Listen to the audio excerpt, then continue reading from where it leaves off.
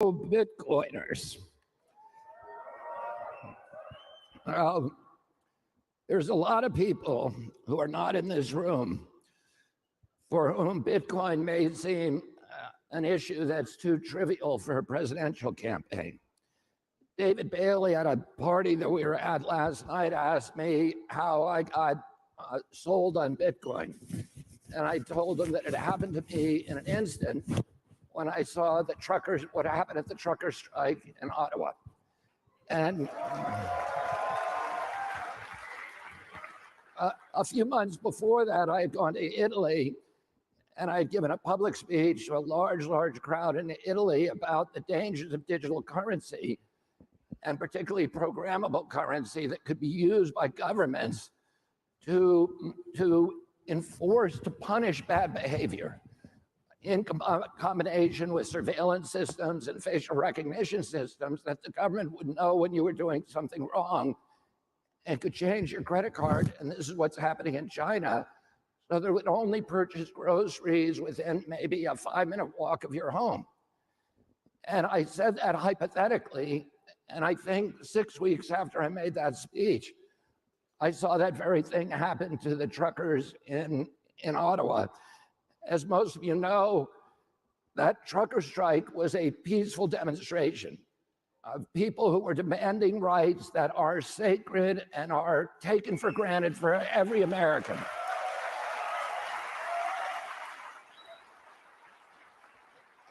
The right to be free of government mandates, the right for free assembly, the right for free speech, the right to petition our government, all of those things that we take for granted. And nonetheless, and it was a peaceful demonstration, nonetheless, the Canadian government fiercely repressed the truckers' protests. Government officials declared a state of emergency. They suppressed free speech. Perhaps most alarmingly, they froze the bank accounts of hundreds of protesters and their supporters, which they identified using surveillance and data monitoring technologies. Some of these lawful and peaceful protesters, none of these lawful and peaceful protesters had violated any law. They had not been charged, and they certainly had not been convicted. But suddenly they found that they could not access their money, their bank accounts, to pay their mortgages or to feed their families. When I witnessed this cataclysm, this devastating use of government repression, I realized for the first time how free money is as important to freedom as free expression. And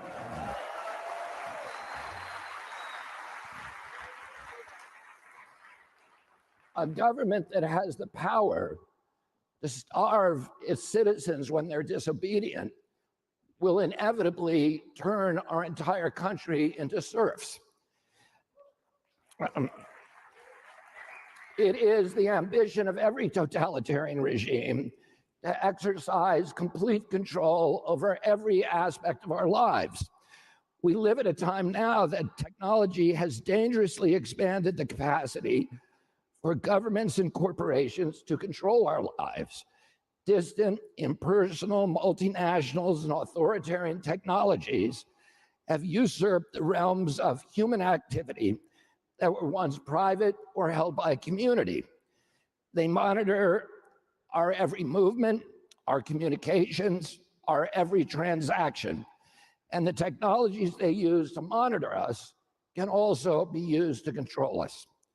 Led by the United States, liberal democracies across the globe suddenly pivoted during the pandemic and used that crisis as an excuse to trample essential constitutional rights and freedoms.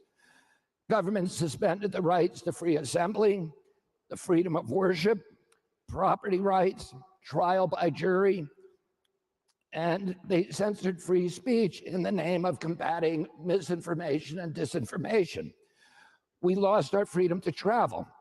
The mandates cost us even sovereignty over our own bodies. Some might say, well, those were just temporary restrictions and temporary suspensions of our rights. But the Constitution has no pandemic exception. And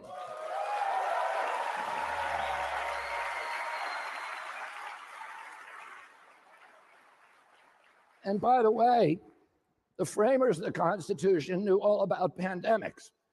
There was a malaria epidemic that decimated the armies of Virginia during the Revolutionary War, and a smallpox epidemic that froze the armies of New England at the very time when Benedict Arnold had led the capture of the city of Montreal. And because smallpox had decimated that force, we were not able to hold Montreal. Otherwise, Canada today would be part of the United States. And the framers knew that at the time. Not only that, but after the end, between the end of the Revolutionary War and the ratification 9 years later of the Bill of Rights, there were epidemics in almost every city in our country. Smallpox epidemics, cholera epidemics, yellow fever epidemics that killed tens of thousands of people. And yet, the framers did not put an epidemic exception in the Constitution. They wrote the Constitution not for easy times, but for hard times. And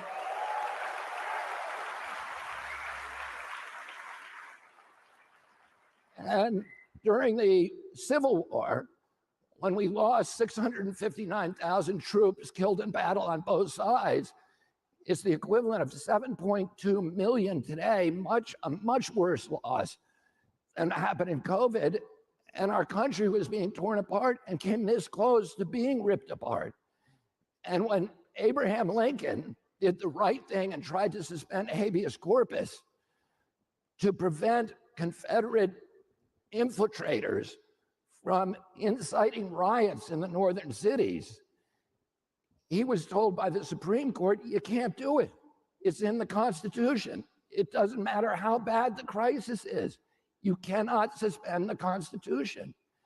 And yet, we saw this very, very dangerous precedent that we now have, that we as American citizens are now facing in our country, that happened during COVID, where the government established a new precedent, which is that if it has a good enough excuse, the government can now take away all of our freedoms. And guess what?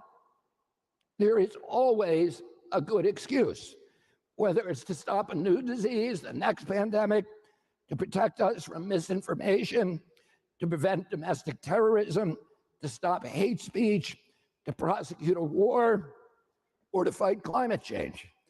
But all of these reasons can easily turn into pretexts. Control over the public starts perhaps as a means, but it always becomes an end. It's part of the unstated and seductive ideology of totalitarianism that utopia will come through exercising perfect control over society.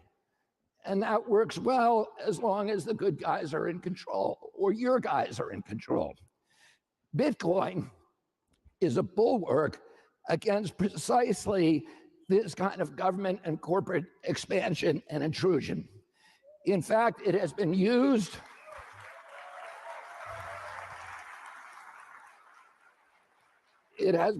to bypass oppressive government controls over the monetary systems, as in Canada and Myanmar. As president, I will make sure that your right to hold and use Bitcoin is inviolable.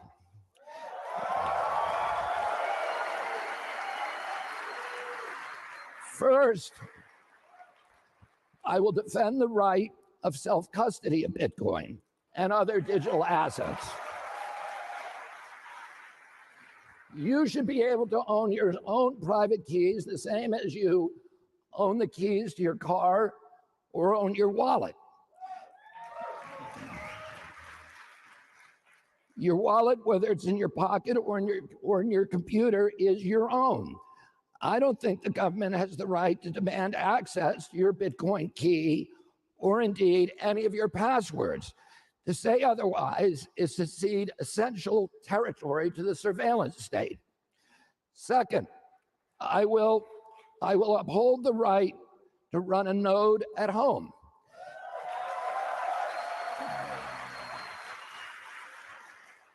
KYC requirements should be applied at the level of banks and exchanges, not at the level of nodes. Otherwise, it would become impossible to run the software. The whole point of Bitcoin is that it's decentralized. Anyone can run a node, and it's important not only for Bitcoin, but for democracy to be decentralized.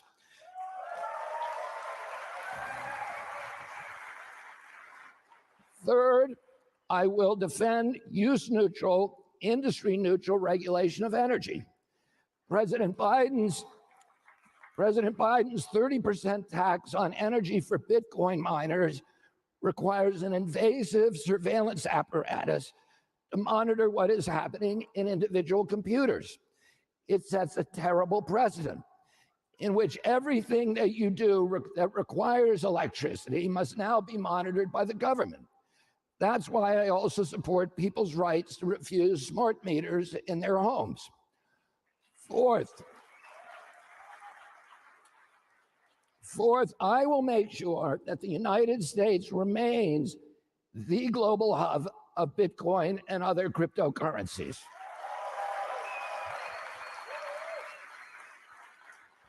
Major established companies like PayPal, Fidelity, and Block are investing heavily in Bitcoin-related software development.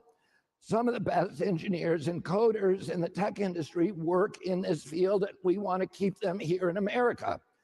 I will reverse the government's growing hostility toward this industry and keep innovation at home. That leads to my fifth point. Events like the FTX calamity prove that some kind of regulation of the crypto industry is needed. My administration will consult with knowledgeable people like yourselves to establish sensible jurisdiction and governance. For starters, we must recognize that Bitcoin is not a security and should not be regulated as such. Bitcoin is in a class by itself. Its wide decentralization, I'm told now that there are 40,000 nodes, prevents a lot of the insider trading, manipulation, and pump and dump schemes that plague other cryptocurrencies. Six, I will carefully consider whether individuals like Ross Ulbricht were prosecuted.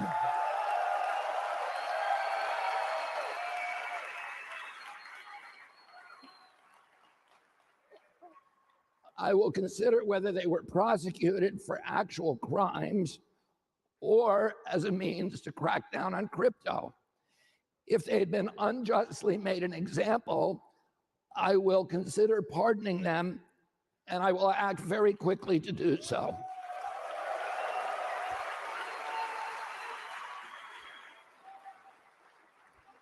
Before I conclude, I'd like to say something about the environmental criticism of Bitcoin.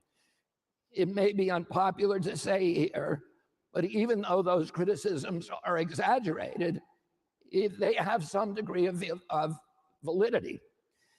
It's exaggerated because Bitcoin miners chase the cheapest energy. They have to do that for economic reasons. And Bitcoin mining tends to go where the energy is the least expensive, drawing a lot of idle base load as well as excess peak generation of renewable power. But I think Bitcoin miners can still do a lot better. And I encourage you in this industry to expand your use of pro-environmental energy techniques, such as capturing waste methane and using waste heat, which I know many of you are experimenting with. We environmentalists will continue to pressure you to improve. However, whether or not the criticism is valid, I want to make one thing plain. The environmental argument should not be used as a smokescreen for an agenda of suppressing Bitcoin.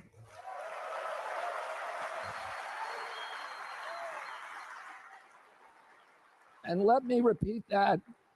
Energy use should not be used as a pretext for an agenda of suppressing Bitcoin. Totalitarians hate anything that they can't control, and they will use any pretext necessary to control it. I am aware of an eerie parable to the COVID years when public health became a pretext to obliterate our basic rights and freedoms. The COVID public health emergency is gone now, and we must not now replace it with some new set of rationales to further the decades-long erosion of our freedoms. Finally, I'd like to clarify a couple of things. I'm not an investor, and I'm not here to give investment advice or to promote Bitcoin over other cryptocurrencies or other currencies. That's the job of the free market, not the President of the United States.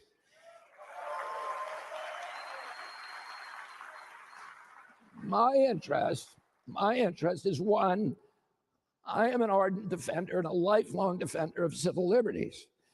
And Bitcoin is both an exercise and a guarantee of those freedoms. Two, Bitcoin is a major generator of the kind of innovation our country now needs. Three, Bitcoin embodies two of my highest ideals, transparency and trust. Americans have come to distrust the government, including the way that it has manipulated our money supply to benefit the very rich and to prosecute endless wars. Bitcoin is a neutral currency, beyond the ability of government or indeed any authority to manipulate. In our current system, nearly all of our transactions are transparent, all right. They're transparent to government and corporations, but their machinations and activities are not transparent to us. They are opaque. The public ledger of Bitcoin makes every transaction transparent to everyone. It might therefore be a harbinger of a future in which the government is transparent to the people, and that would be democracy. Now, I'm proud to make an historic announcement, but first, if you can please pull out your cell phones. Our campaign will be the first presidential campaign in history to accept Bitcoin donations through the Lightning Network. And today we move one step closer to the future. Today we show the world the power and the durability and the flexibility of Bitcoin. I want to conclude by saying this. Almost everyone in this room is aware of the link between Bitcoin and democracy and freedom. And that's why almost everybody I meet who is involved in Bitcoin is passionate about it. They're not passionate because it's an interesting currency. They're passionate because of the deep representation of a deep need that we have for liberty and democracy, and the promise that this innovation has to guarantee those virtues. We are now living in this age of turnkey totalitarianism, where this emerging technology, which can empower totalitarian regimes, and our job is to try to build and fortify democratic institutions at the same rate as that totalitarian instruments are being expanded in their power.